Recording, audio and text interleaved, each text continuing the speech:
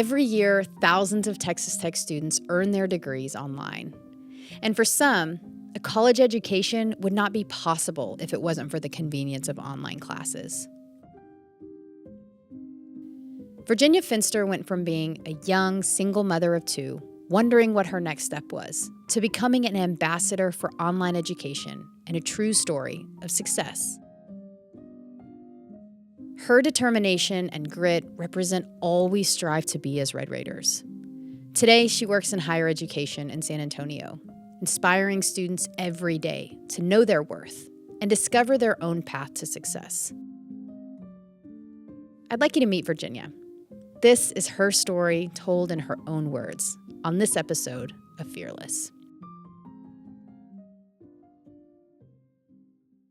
So one of our writers, Jaden, we were in a pitch meeting and he told your story and everyone in the room was just like, wow, that's it. You know, we talk about a lot of times at Texas Tech, our tagline is from here it's possible. And all those stories that we want to tell, they want to be in that lens. And I feel like your story just embodies that.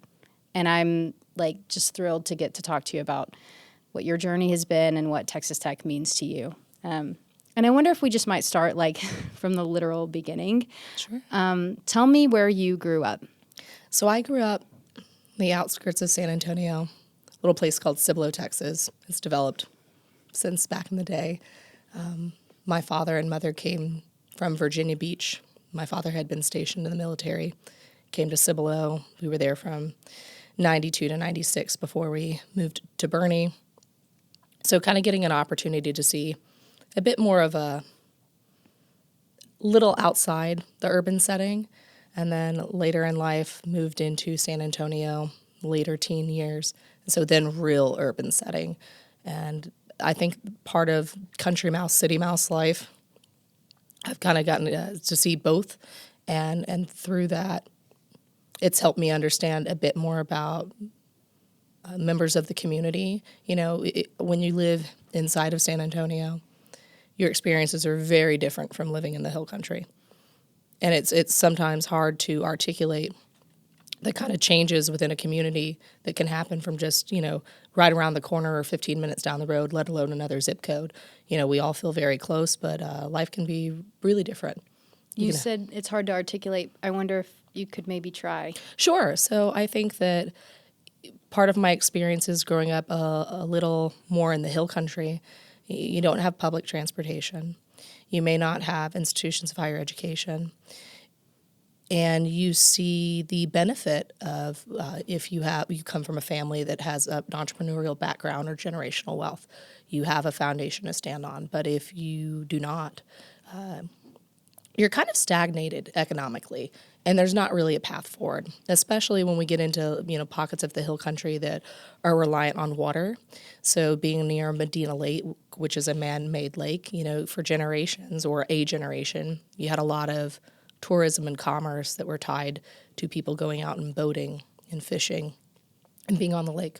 Well, what happens when the lake dries up? There's not much left. You might have children that are left. You might have grandchildren that are left. But that's all that you have. And so to get out of that situation is a lot more difficult, much more challenging than being in an urban setting where, you know, I may be at the same socioeconomic status or lower socioeconomic status at the time, but being able to get on the bus versus being miles away from anything, you know, where can I go forward from there? And I think so for me, love the hill country, love the values, love the community, but from the economic mobility aspect, when you don't come from a pre-existing network or generational wealth, it's very hard to move forward if you don't have transportation and you don't earn a livable wage. Mm-hmm. And so for me, I had made the decision after I had children to move into town, back into San Antonio, so that I could be connected to those things, not only for myself, but for my children. How big was your family growing up, and what did your parents do? Sure. So we were a family of 5. My parents were married until I turned 13, and then they separated. But my father had been a gas station attendant at a Texaco. And this is when we lived in Cibolo. So at that time, it was 5 of us in a 1-bedroom house. I remember food being, I don't remember lots of fruits or vegetables. I remember red beans and rice, top ramen, peanut butter and jelly on like tortillas. But that was about it. I knew that we didn't have a lot of extra. And then my dad kind of caught a break. He got a job at Instera Motorhomes, selling motorhomes. So we went from, very meek beginnings to having a house built in Bernie. And then getting to see the juxtaposition of, going from an impoverished school district, kind of impoverished home life, to having a backyard and a fence and being in a school district where they considered it a college prep prep school district because of the level of education that they had there.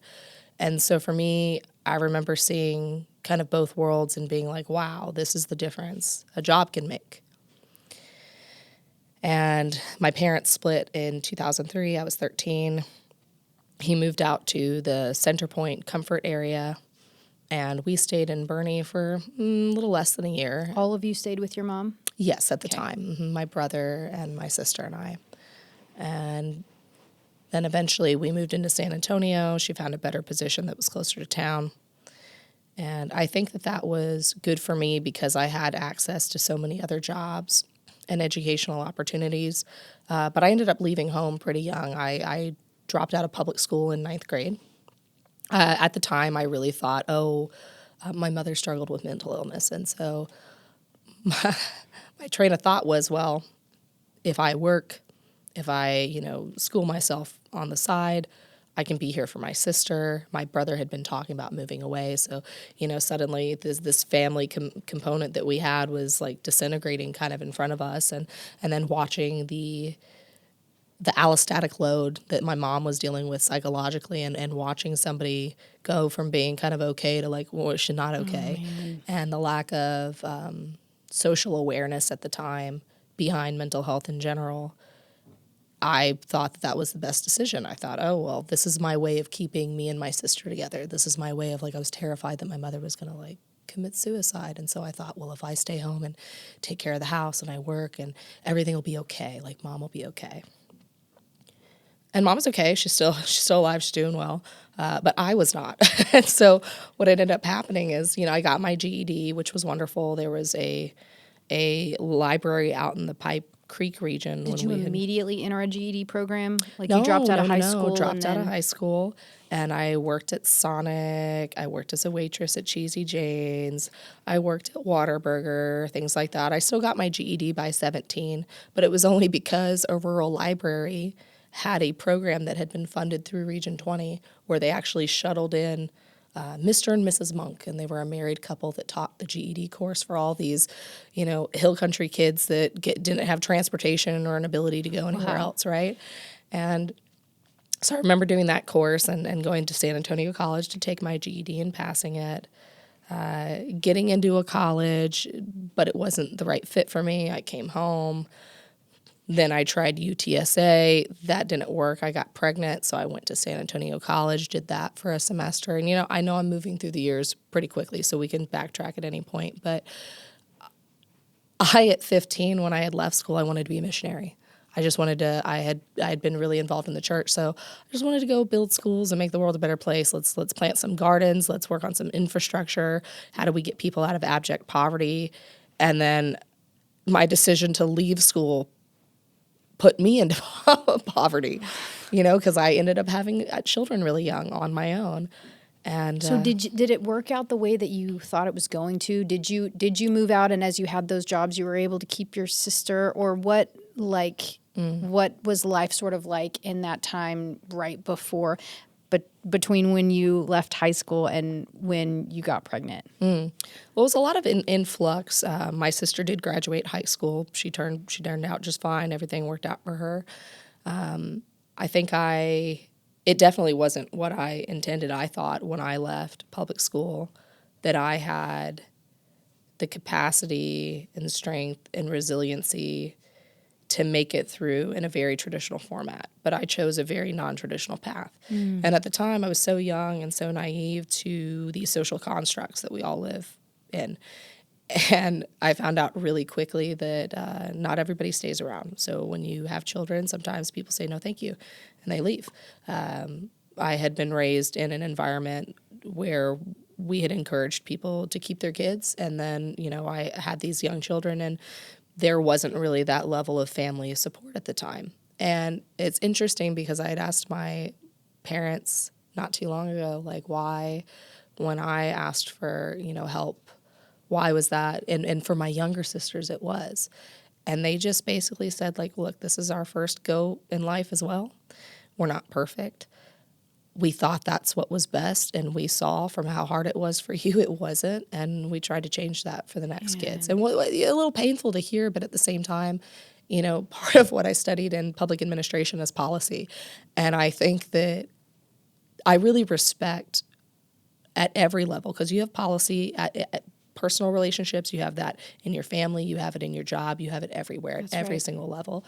And so when you can interact with folks that can identify that the way that they were maybe had their own personal policy that wasn't the best, and they can shift that to make it better, like, wow, that's great. Because as much as I went through, I wouldn't have wanted my younger sisters to go through that. It's very hard. Wow.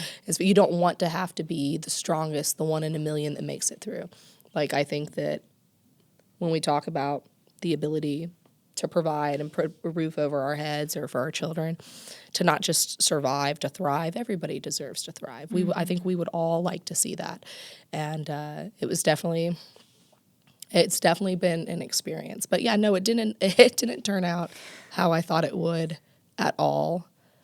But I think the key is persistence and not giving up. Like, you really have to just decide. Like, you begin with the end in mind. So even when I was a small child, like, I knew I wanted to do work for people that were living in abject poverty and find a way to get them out of that. And I was really committed to developing that. What does that look like for me? If I'm interested in working in communities where there's lack of education, lack of infrastructure, lack of access to medical care, what's the path that I need to be on to where I could take a seat at the table so that we can see those things get better? I think it's really important and powerful, and it's a full circle moment to be able to sit here and listen to you talk about those things, knowing that you now work in education and you have the life experiences to be able to draw from to help tell people, like, I'm going to empower you to do this thing for you. And believe me when I say I know how, because I did it. Absolutely. Absolutely. That's a great point.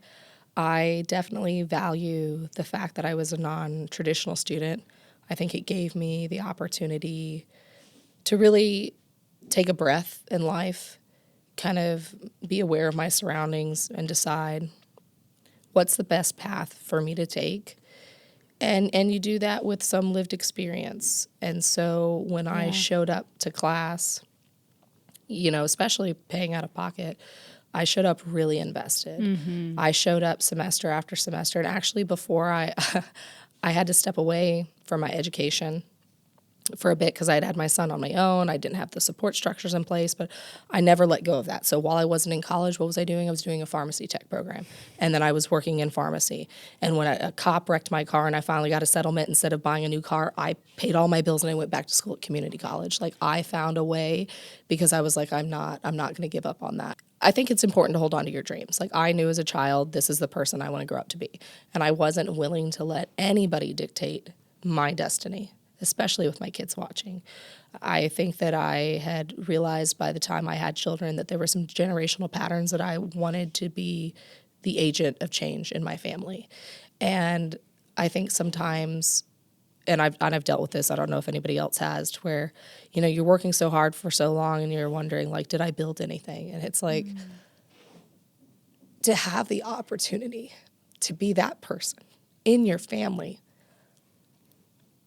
what greater calling is there? Like, it's such an honor. It's such an honor because I look at the women that have come before me. My stepmom has been a very influential person in my life, and she's been amazing. And I think of how hard she's always worked as a business owner, how she's always continued her education. She's a hairstylist and makeup artist, and there's a lot of education with that, because she will tell me whenever she's going to conferences and what she's learning about color theory, or even working with members of the community when they're laying a loved one to rest, like her getting to show up and prepare them, like things that I never would have thought. That's a gift. It is such a gift, and getting to watch her build her business, and she didn't let having children deter her from taking a seat at the table and saying, this is my life and this is going to be my experience and I'm going to live unabashedly. That's been a huge gift. And so I think of, especially when it gets really hard, right? When you're tired, you're overworked, you're burning the midnight oil. I think of all of the women kind of behind me, like the generations, the ancestors, the ones like my stepmom. I'm sure she would have loved to have this opportunity. I carry her with me. I think of the women that came before me that never got a chance to vote. Like this is a gift. This is such an opportunity to really change it for the next. And there's no greater honor.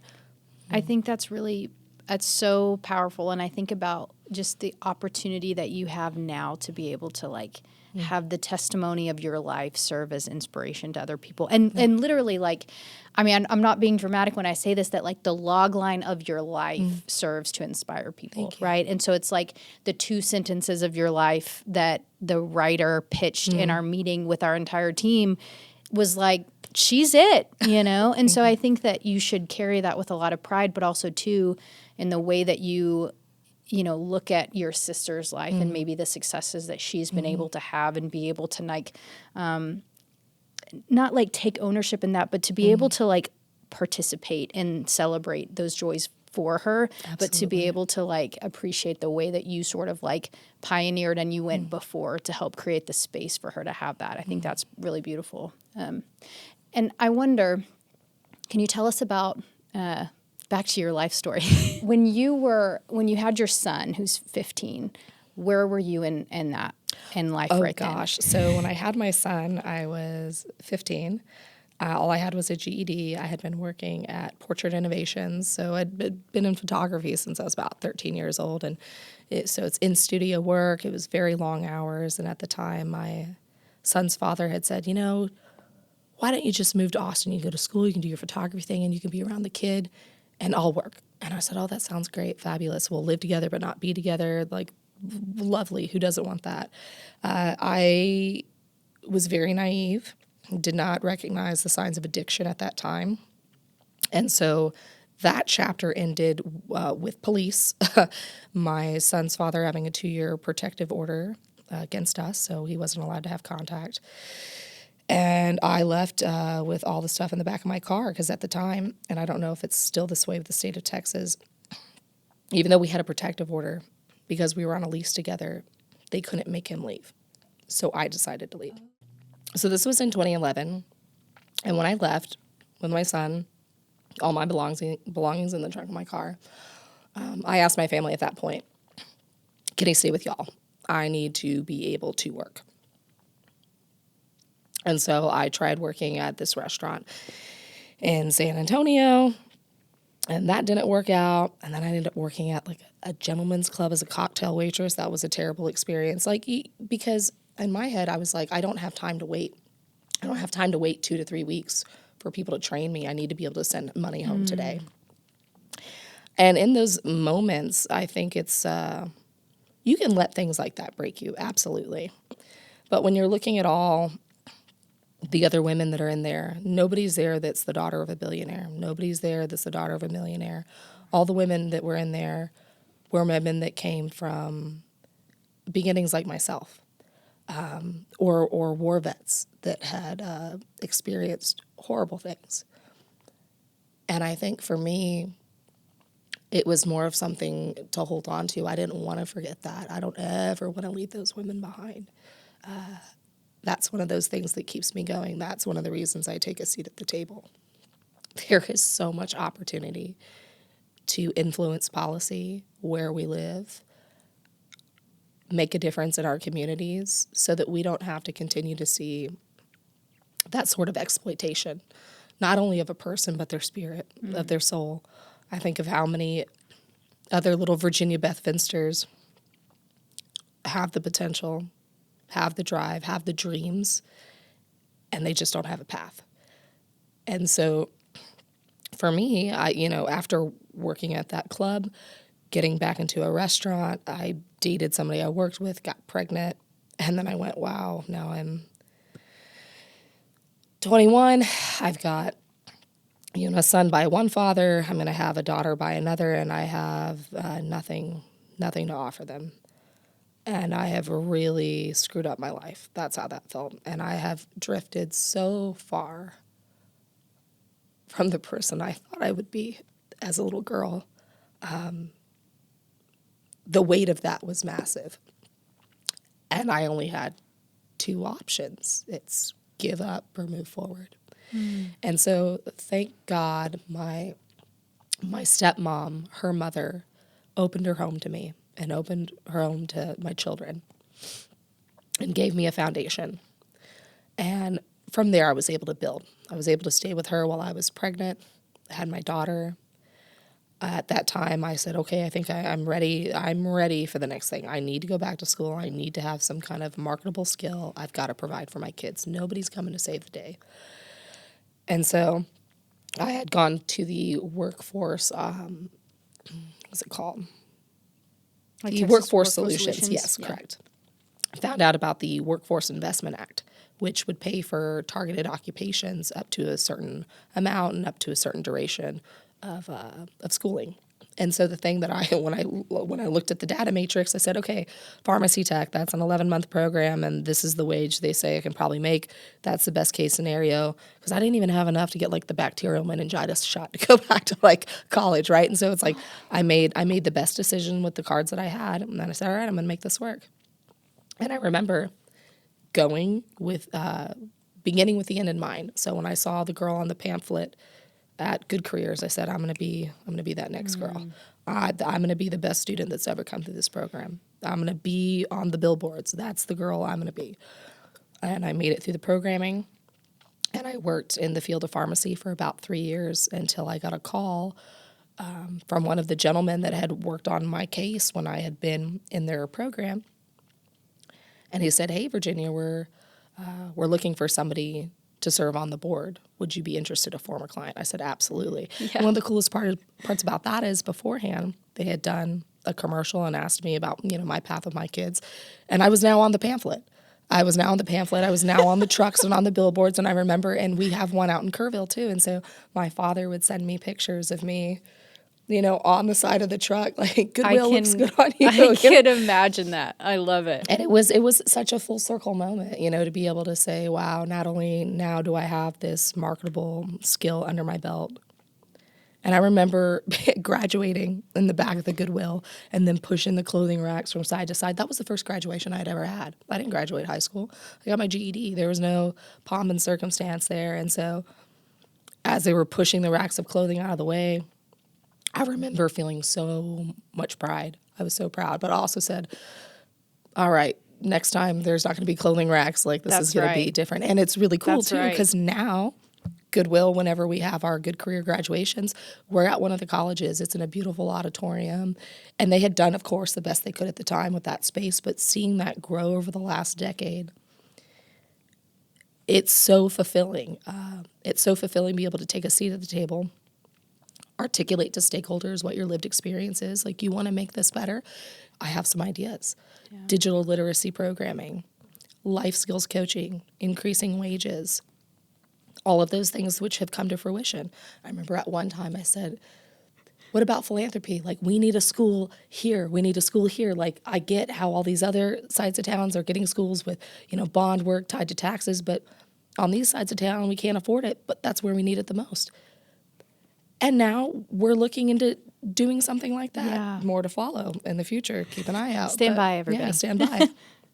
But that was one of the first things that, when they invited me to be on the board, I told them, I said, hey, I'm going back to school for journalism. Because when I was working at CVS Pharmacy, working in prior authorizations, I'd listen to podcasts all day.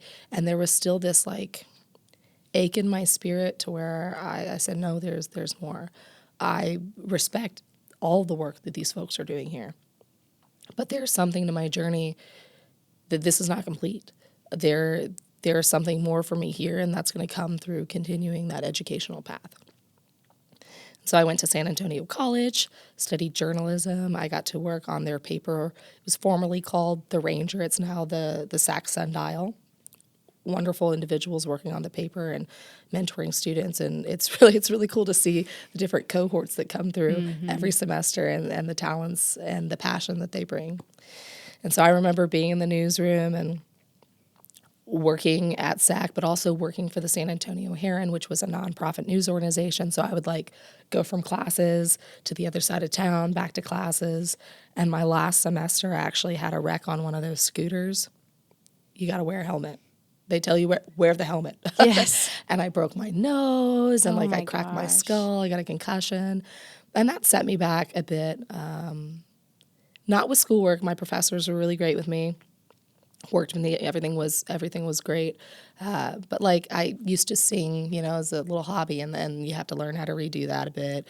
Memory was a bit challenging for a while, and then emotional regulation was also I'd find myself getting frustrated at different points of the day, and I'm like, that's weird. I don't usually feel like that, and so giving myself time and space to kind of heal through that was important. And I had graduated, and I was doing a story on our advocacy center at San Antonio College for one of the local papers. And I ran into Lance Pickle from Texas Tech. And I don't know if you guys have ever met Lance. And at the time, he was doing outreach and recruitment. And I found out about the Red Raider Guarantee. I had never heard about it before. I wasn't even considering a baccalaureate degree at the time because I didn't have a pathway. I didn't have a financial pathway. I was just working on putting out the fires at home, telling stories as a journalist, a photojournalist in town. That's where I had moved to. That's what I was focusing on. And you're how old at this time? So when I graduated from San Antonio College, I was, what year was that? 28. Okay. So I went back after in 2017 and graduated in 2018. I kind of skipped over the fact that my son is autistic. He's high functioning, but some of the trying to go back to school and that I tried for 2 years was him getting kicked out of daycares, having to drop classes to pick him up. And I knew, but I didn't have the diagnosis. And so a lot of that was trying to navigate the unknown. Absolutely navigate getting him to, Autism Community Network and other professionals to have him seen. And once he had that diagnosis and once he was enrolled in public school and he was old enough in first grade to be watched during the day, and I knew that they weren't going to just call me to come pick him up, I finally had that support that I needed to go back to college. Wow. I didn't have family that lived in town. So it's sometimes with things, situations like that, there's no margin for error. If everything doesn't work out, the plan fails. Yeah. But it's really interesting that these lived experiences, like our experience as a family, trying to get a diagnosis and getting it late, seeing how that upended our family, that is, again, one of those things we bring to the table. My experience with a cop wrecking my car and then learning about that. You have to sue the city and it takes years. Okay, so I had to get back on the bus. And when they give you the money for a car, it's not enough. So then you have to sue them. All these things where I'm I don't want other people going through this. How do we make it better for the next? And so when I had talked to Lance and I found that there was this pathway for me as a Pell-eligible student to be able to continue my baccalaureate degree and have anything extra covered. Can you kind of just give a short sentence that describes? Yes, the Red Raider Guarantee is a end of tuition covering scholarship. So if you're a Pell-eligible student, anything that the Pell Grant does not cover, Texas Tech covers the rest of it. And if you have certain GPA, I had a 3.2, so there was a scholarship I also got as a transfer student. So it really takes the fuss work out of figuring out how you're going to finance your higher education. That's the Red Raider Guarantee. Look into it, y'all. I try to tell everybody about it wherever I go. That's awesome. Because that was the thing that changed it for me. And because of the online programming, it doesn't matter where you're at. Doesn't matter what time constraints you have. You can chip away at that degree. What season of life you're Correct. in. I mean, yeah, Correct. and that's the thing that's so beautiful and important about online school is that it really does put you in a position where Texas Tech can meet you exactly where you're at. Absolutely. Exactly who you are at that I'm at really that moment. passionate about and loyal to the organizations or institutions that say yes to you. where they fill that gap. Because without it, I mean, who will? I mean, we can work on it, but it's going to take so much longer. So for me, I was like, it was a given. I had to do it. I had to. And I've not looked back. I'm so proud that I made that decision. So tell me about when you, tell me about your experience just generally and the support that you felt like you received when you became a student at Texas Tech. Well, first off, the financial aspect was huge. Secondly, our professors here, when they say Tier 1 research institution, that is because they earned it. Every single course that I've had at Texas Tech, I have felt connected to and supported by and mentored by every professor I've ever had. The quality of feedback that they give you on assignments, you leave every course truly building and getting better, which is why we're here, right? We're here to become educated. We're here to refine our skill set. We're here to push those envelopes, those boundaries, and see what comes next. And at Texas Tech, the professors don't waste their time. They pour into you, and they make sure that when you cross that finish line, They're there to meet you. absolutely, Yeah. absolutely. And it's such a gift. And there's been a few professors that have really, like Dr. Kathleen Gallagher, she is amazing. She's within the public administration program, and her consideration and care in every single email. She's great about this like cross-disciplinary approach about just grabbing things and being like, I think all these things might work for you. And it's like, wow, all those things did. Thank you, Dr. Gallagher. But that took time and attention. And and she's got her own life. She has her own family. Kids going off and doing bigger and better things. And for her to sit there at her desk and write that email and be so thoughtful about it. Nobody's paying them to go the extra mile. This is just the content of the character of the administration and the professors we have here at Texas Tech. And that's one of the things I'm most proud about is when they bring people on as educators, it's not just their credentials, it's who they are as a person, which really aligns with how I feel as a person. I want to feel like I'm making genuine connection, and I want to feel that the people that I'm learning from are those agents of change, and here they very much are. Yeah. And I think that something that's really important too is that like the coaching and the mentorship that you received was a direct correlation of the content of your own character and in the way that people their investment in you they knew would be worthwhile, right? Because I can imagine the type of student that you were when you showed up. It's like it's a breath of fresh air, right? To be able to experience someone with such tenacity and determination and someone with such grit that you have. And those are all things that, Texas Tech people would say identify who we are, right, as an institution and who we are as people. And I think that that's really important too. And I can't emphasize enough how you belong in that, and so it's stories like this that are really powerful to tell because, our hope is that other people who are similar to you will hear this and say, I could become better by being part of that community. I love that you say that because sometimes I have conversations with family that may not understand. Even my son the other day, he said, "You've been doing this for like over 10 years, Mom." And I said, "Yes." And I had to take a breath, but I said, dreams aren't built overnight. They're not built in a day, a month, a year. Some dreams aren't even built in 10 years. What I'm building is a legacy. And I'm happy to see that you understand that will take time. Yeah. That's wonderful because now you know it will not be handed to you. You will work for it day in and day out. But it's important. It's important. And I, as a social media manager at an institution of higher education, I get this wonderful opportunity to document. I still get to pull in my journalism background, right? Like I walked those halls as a non-traditional student. I remember, what it was like standing at the bus stop when it's raining and you're in flip-flops and getting splashed and pregnant. Like I hold on to any and all of those experiences, and I see it in the students. And one time I had this opportunity to speak at the Empowerment Center during Domestic Violence Awareness Month about my experiences. And I think there's always this, like my mother had talked to me and she's like, why do you do it? I said, Mom, if just one person, like if we're looking at sustainability, man, I don't have to save the world. I don't even have to save a person. We just need one person to be inspired and say, hey, if she can do it, I can do it. Yeah. Or that could be me. I don't have to give up. It's all worth it. And I had this amazing student come up to me during commencement. Her name is Inkar, and she is just, you talk about a ray of sunshine. You talk about somebody who worked hard. I thought I worked hard. This girl, I've never seen anybody work this hard. 3, 4 jobs. Didn't even tell the parents because she didn't want them to be burdened. You know, child of immigrants, came here as, I mean, everything is on the line.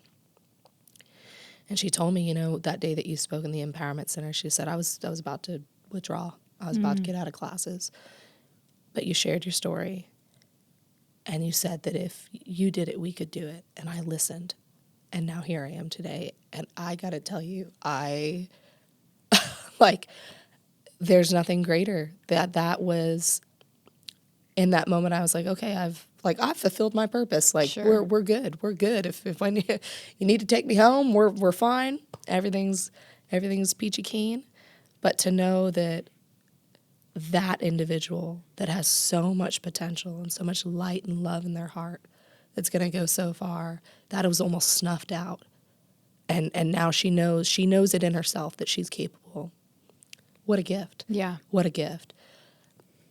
I think that, and I was talking to another female vet, different country, had been in war, and part of her leg had been removed. And, you know, that's a part of her journey. Every single day she walks on that leg all day. And she had expressed, you know, yeah, things are getting hard. And I said, if you give up now, no one will ever hear your story. And there are young men, women, there are people all over this world that need to hear that story. Yeah. Because they'll see it in themselves. Like, we can't give up. The stakes are too high. Yeah. And I think that sometimes people, they give up sooner than they should because they feel alone or they feel isolated, absolutely. you know?